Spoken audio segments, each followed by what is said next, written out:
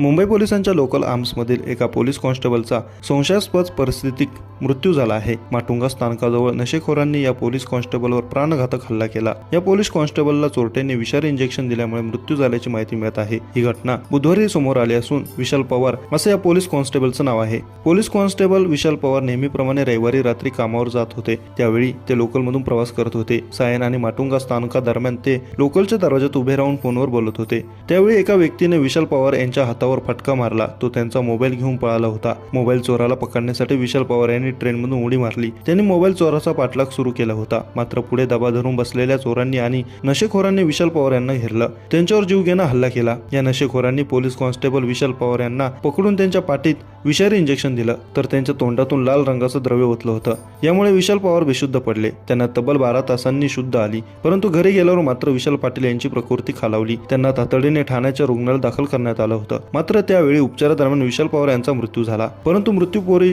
कोपरी पोलिसांनी विशाल पवार यांचा जबाब घेतला होता। दरोड्याच्या गुन्ह्याची नोंद केली होती। आता या प्रकरणाचा पुढील तपास दादर JRP कडे वर्ग करण्यात आला आहे। दादर JRP करणार कलम 302 हत्या अंतर्गत या प्रकरणाचा चौकशी करत आहेत।